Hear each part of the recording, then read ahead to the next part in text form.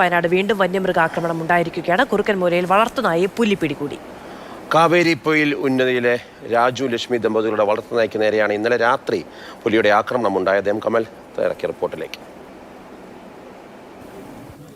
കുറുക്കൻമൂല കാവേരിപ്പൊയിൽ ഉന്നതിയിലാണ് ഇന്നലെ രാത്രി 8 മണിയോടെ വളർത്തുനായെ വന്യമൃഗം പിടികൂടിയത്. കടുവയാണ് വളർത്തുനായെ പിടികൂടിയത് എന്നാണ് ഇവിടെ താമസിക്കുന്ന ആളുകൾ പറയുന്നത്. ഇവരുടെ വളർത്തുനായെയാണ് പിടികൂടിയത്. പക്ഷേ വനംവകുപ്പ് അത് പുള്ളിപ്പുലിയാണെന്ന് പറയുന്നത്. എപ്പോഴായിരുന്നു സംഭവം? ഒരു 8 മണി 8:15 ആയപ്പോഴാണ് ഈ സംഭവം. പട്ടി അങ്ങോട്ട് കയറി പോയിട്ടില്ലെങ്കിൽ സംഭവം ഞങ്ങളൊന്നും അറിയില്ല.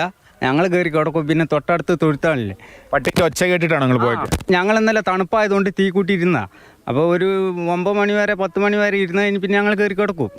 കൂട്ടിൽ ഉള്ള പട്ടിയാണ്. അപ്പോൾ ഞങ്ങൾ കയറി കിടക്കാനാകുമ്പോൾ കൂട്ടിലാക്കിയിട്ട് കയറി കിടക്കാമെന്ന് ഓർത്ത് അന്നേരം ഈ പട്ടിക്കുഞ്ഞ് വരുന്ന വെച്ചിട്ട് ഞാൻ വേറെ പട്ടി വന്ന് കടിക്കുന്നതെന്ന് ഓർത്തിട്ട് ഞാൻ ടോർച്ചൊന്നും എടുക്കാണ്ട് മുന്നിലേക്ക് ഓടി.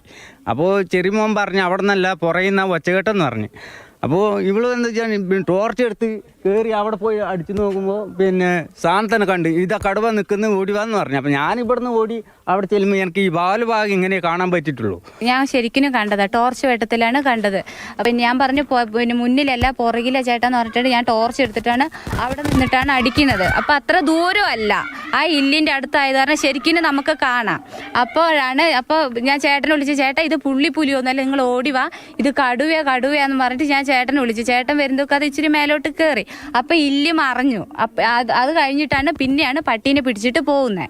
അപ്പം ഞങ്ങൾക്ക് ഈ പുള്ളിപ്പുലിയും കടുവിനെയും ഈ പട്ടിപ്പുലിയെല്ലാം കണ്ടാൽ ഞങ്ങൾക്ക് പെട്ടെന്ന് തിരിച്ചറിയാൻ പറ്റും. ഇവർ ഈ വനത്തിനടുത്ത് താമസിക്കുന്നവരാണ്. അവർക്ക് കടുവയെയും പുലിയെയും കണ്ടാൽ തിരിച്ചറിയാം. ഈ ഭാഗത്ത് പുലി ഉണ്ടായിരുന്നു, അവർ നിരീക്ഷണത്തിൽ കണ്ടിട്ടുണ്ട്. കാടിനോട് വളരെ ചേർന്നുള്ള പ്രദേശമാണ്. ഒരു ഭാഗത്ത് വയനാട് വന്യജീവി സങ്കേതമാണ്. വീട്ടുകാർ ഉറപ്പിച്ചു പറയുന്നു കടുവയാണ് വളർത്തുനായെ പിടികൂടിയതെന്ന്.